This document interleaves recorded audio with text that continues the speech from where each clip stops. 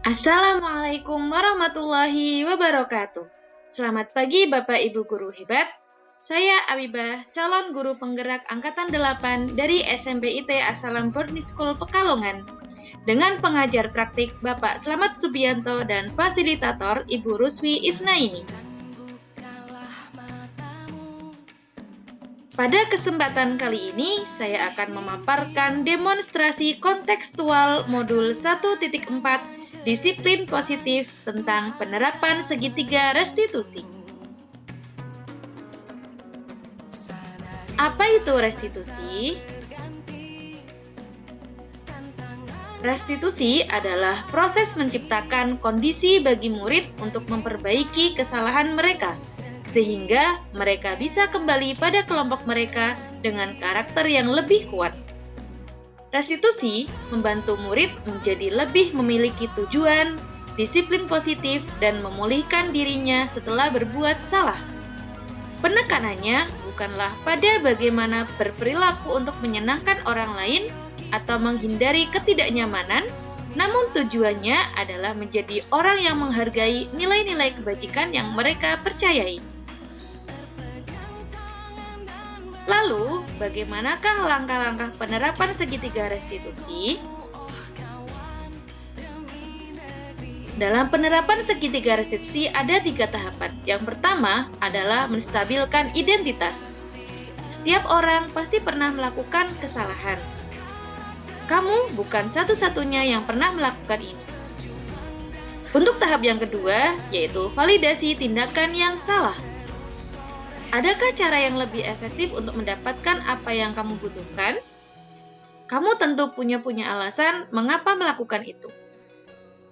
Dan tahap yang ketiga, yaitu menanyakan keyakinan. Keyakinan kelas apa yang telah kita sepakati? Kamu ingin menjadi orang seperti apa?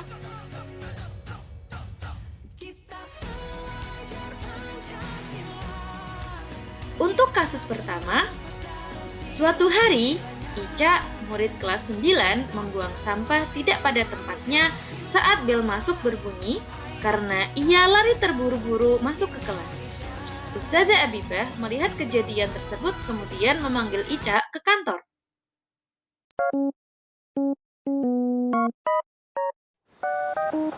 Assalamualaikum Ustazah.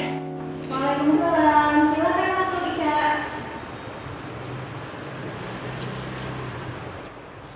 Apa Ustazah? Sebelumnya ada keperluan apa ya memanggil saya? Ya, jadi begini Ica, tadi saat dia masuk kelas, Ustazah melihat Ica membuang sampah di lapangan. Apakah itu benar? Iya benar Ustazah. Boleh Ustazah tahu kenapa Ica membuang sampah di sana? Jadi begini Ustazah, tadi Ica buru-buru ke kelas karena Ustaznya sudah datang.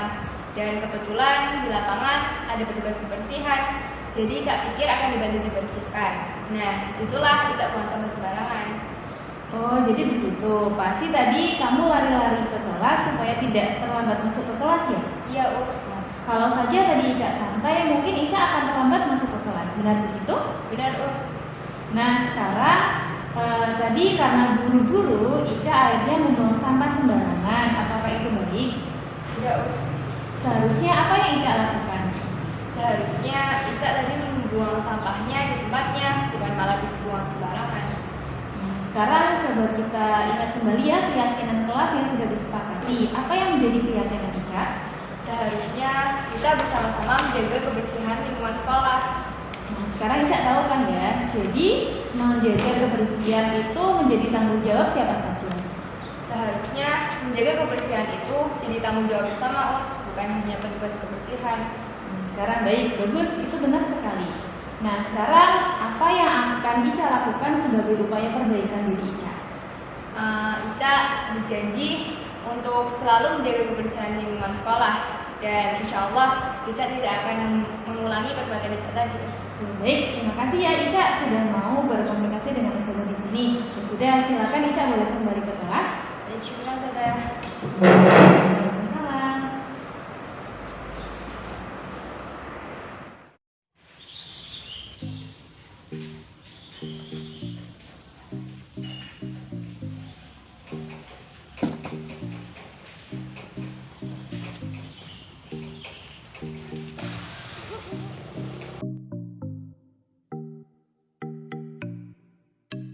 Untuk kasus yang kedua, saat pelajaran bahasa Inggris, Ustazah Abibah tidak bisa hadir karena ada agenda dinas keluar kota. Sebagai tugas, murid-murid diminta untuk mengerjakan tugas secara mandiri berdasarkan materi yang sudah dipelajari. Saat pengerjaan tugas, salah satu murid di kelas bernama Haira sudah selesai lebih awal. Namun, dia malah bersenandung dan menabuh-nabuh meja.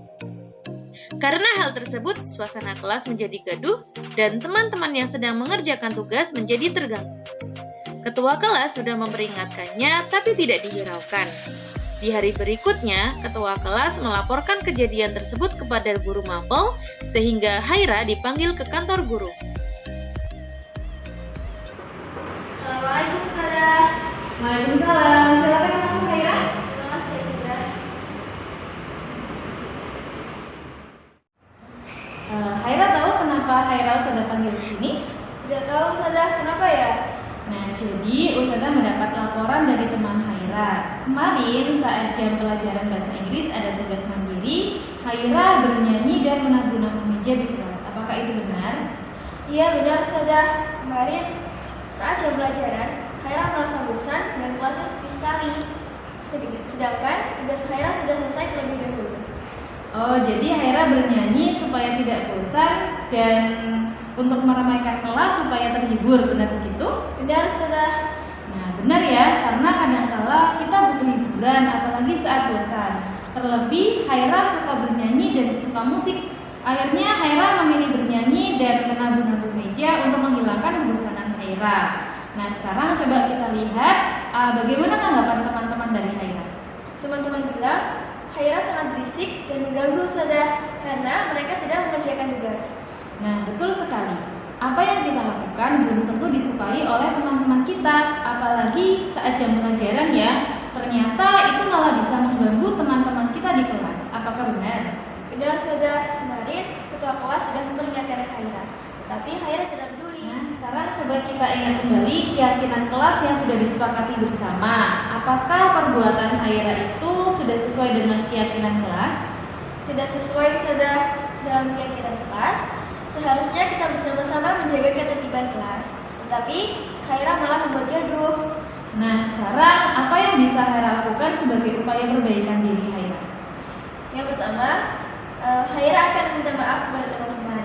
Lalu, Haira berjanji akan menjaga ketertiban kelas dan Haira akan lebih mendengarkan instruksi dari ketua kelas. Nah, itu bagus sekali ya. Nah, sekarang apa yang sebaiknya Haira bisa lakukan kalau tugas Haira sudah selesai dibandingkan teman-teman yang lain? Seharusnya, Haira meneliti kembali tugas yang telah Haira kerjakan. Dan mungkin Haira akan membantu teman yang memiliki kesulitan dalam mengerjakan tugas. Nah, itu lebih bagus lagi ya Haira, karena kita tahu sebagai manusia, kita harus menjadi manusia yang bermanfaat bagi orang lain. Ya sudah, sekarang Haira sudah selesai berkomunikasi dengan Ustazah. Semoga ini menjadi upaya perbaikan untuk Haira. Dan terima kasih ya sudah berkomunikasi di sini. Syukran, Dan Ustazah. silakan boleh kembali ke kelas. Assalamualaikum warahmatullahi wabarakatuh. Perkenalkan, saya Ica. Saya Haira. Kami santri kelas 9 dari SMPT Asalam Pekalongan. Saya berterima kasih kepada Ustazah Abibah karena telah mengajak saya berdiskusi untuk menyelesaikan masalah yang telah saya lakukan. Berkat diskusi tersebut, saya jadi bisa lebih menjaga kebersihan lingkungan sekolah. Dan saya juga sangat berterima kasih kepada Ustazah Abibah yang telah mengajak saya berdiskusi untuk menyelesaikan masalah yang telah saya berbuat. Berkat diskusi tersebut, saya menjadi lebih sadar betapa pentingnya menjaga ketertiban kelas. Sekian. Wassalamualaikum warahmatullahi wabarakatuh.